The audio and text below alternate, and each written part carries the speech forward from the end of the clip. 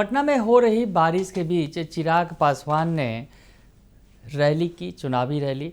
मनेर विधानसभा क्षेत्र में बिहटा इलाके में भीड़ जुटी और चिराग पासवान को देखने और सुनने के लिए डटी रही। नमस्कार, दर्श न्यूज़ देख रहे हैं आप, मैं हूं अनुराग। बड़ी खबर निकलकर सामने आई है। चिराग पासवान ने हुंकार भरी है मनेर विधानसभा सीट से।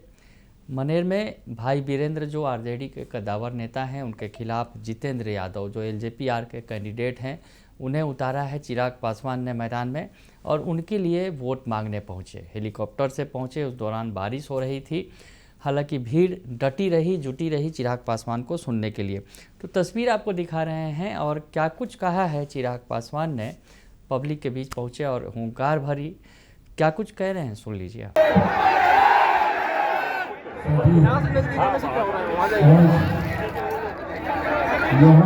लोगों के बीच आया नेताजी के जो आपसे करने की सोच के साथ आया और साथ ही कुछ जानकारी जो आपसे साझा करने आया।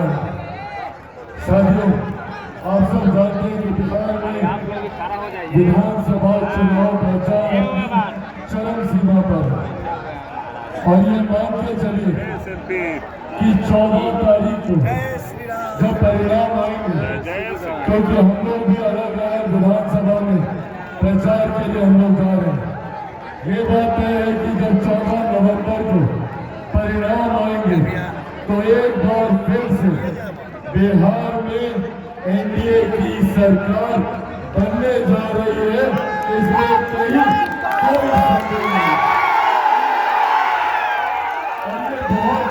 सटीक जानकारी आपसे हिलाइएगा नहीं। 1% का भी इसमें संदेह मत रखिएगा कि बिहार में एनडीए की सरकार बनेगी ही बनेगी।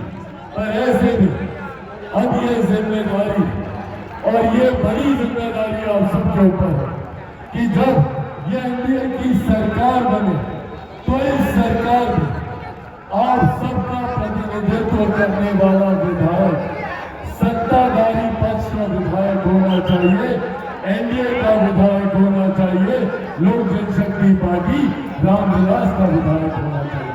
साथियों, जब विधायक मुख्य धारा के साथ जुड़ा हुआ व्यक्ति होगा तभी वो सही मायनों में आपकी समस्या का समाधान कर पाएगा। जब आपका विधायक सत्ताधारी पक्ष का होगा तो वो मुख्यमंत्री जी के बगल में बैठकर आपकी समस्या का समाधान कर पाएगा, प्रधानमंत्री जी के बगल में बैठकर आपके लिए बड़ी बड़ी योजनाएं ला पाएगा। पर अगर गलती से किसी दूसरे का चुनाव होगा तो वही अगले 5 साल आपको बहाना सुनने को मिलेगा कि मुख्यमंत्री काम नहीं करते, मंत्रिमंडल हमारी सुनवाई नहीं करता, सिर्फ 5 साल बहाना सुनने को मिलेगा। साथियों, अगले 5 साल बिहार के लिए अति महत्वपूर्ण होने वाला। ये 5 साल बिहार के लिए एक स्वर्णिम काल के समान होंगे।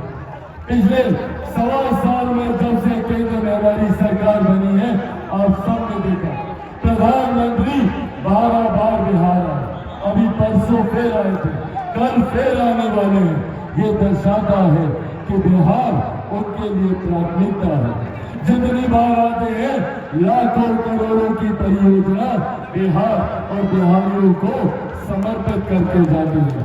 इसका उद्देश्य बस एकमात्र है, क्योंकि जब 2047 में भारत एक विकसित देश बने तो वो तब संभव होगा जब मेरा बिहार विकसित होगा, बिहार का हर एक जिला विकसित होगा, बिहार का हर एक प्रखंड विकसित होगा, हर एक पंचायत विकसित होगा, हर एक गांव विकसित होगा, हर एक घर, हर एक व्यक्ति विकसित होगा।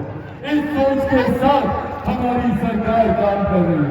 पिछले 11 सालों में प्रधानमंत्री जी के नेतृत्व में 25 करोड़ से ज्यादा लोगों को हम लोगों ने गरीबी रेखा से बाहर निकालने का काम किया। आज उसी सोच के साथ हमारी डबल इंजन की सरकार बिहार में काम कर रही है। 4 करोड़ गरीब कल्याण की योजनाएं हैं तो वही तालमेल से बड़ी बड़ी परियोजनाओं को धरातल पर उतारने का उद्देश्य। महिलाएं मौजूद है यहाँ पर, शौचालय योजना हो या उज्ज्वला योजना हो, कोई गरीब परिवार आर्थिक तंगी की वजह से इलाज के अभाव से वंचित न रहे, आयुष्मान योजना लेकर देश की नहीं दुनिया की सबसे बड़ी गरीब कल्याण की योजना, जिसका श्रेय मैं अपने नेता अपने पिता आदरणीय रामविलास पासवान जी को भी देता हूँ कि आज उनकी वजह से हमारे देश में प्रधानमंत्री गरीब जन कल्याण अन्न योजना के तहत 80 करोड़ लोगों को मुफ्त में अनाज दिया जा रहा है। ये देश हमारी सरकार की। ऐसे में आज लंबे समय के बाद ये सौभाग्य बिहार को मिला है डबल इंजन की सरकार का।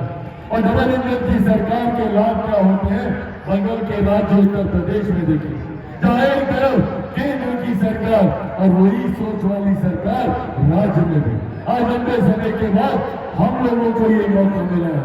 इस व्यवस्था को बनाए रखने की जिम्मेदारी हम सबके ऊपर आती है और इसीलिए ये आग्रह करने आया है कि व्यवस्था को बनाए रखना है। और मनेर विधानसभा का प्रतिनिधित्व एक ऐसा व्यक्ति करे जो सत्ताधारी पक्ष का हो, जो आपकी सुनवाई कर सके, जो आपकी मांगों को पूरा कर सके। अगर कोई गलत व्यक्ति आया तो 5 साल, जहां बाकी की विधानसभा तीव्र गति से आगे बढ़ रही होगी, हमारा राज्य तीव्र गति से आगे बढ़ रहा होगा, तो वही मनेर में एक बार फिर से वही पिछड़ापन, यहाँ पे वही जात पात धर्म मजहब के नाम पे बांटने की राजनीति। साथियों, आज भी बिहार में कई ऐसे राजनीतिक दल हैं जो हम लोगों को जातियों में बांटते इसलिए है ताकि वो अपनी राजनीतिक रोटी सेक सके। उन लोगों के लिए अपना वाई समीकरण है, जिसके एम में सांप्रदायिकता है तो वाई में जाति नहीं। पर तकलीफ इस बात की है कि जब वो वाई की बात करते हैं तो एक परिवार की बात होती है, और जब हम लोग बात करते हैं तो मेरे एम समीकरण में हमारे देश की ही नहीं दुनिया की आधी आबादी का प्रतिनिधित्व करने वाली महिलाएं हैं।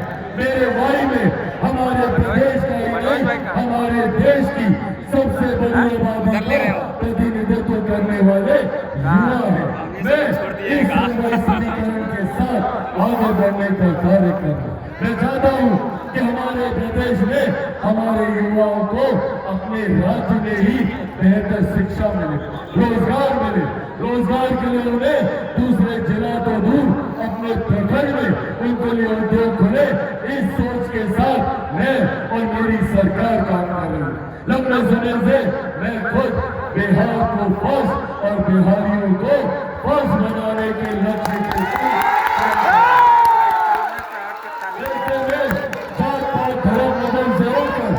एक समावेशी विकास की ओर हमारी सरकार, मेरा दल आगे बढ़ने का काम कर रहा है। और ये हकीकत है साथियों, इसमें चिराग पासवान अकेला कुछ नहीं कर सकता। मुझे जरूरत है आप सबके साथ की, आप सबके सहयोग की, आप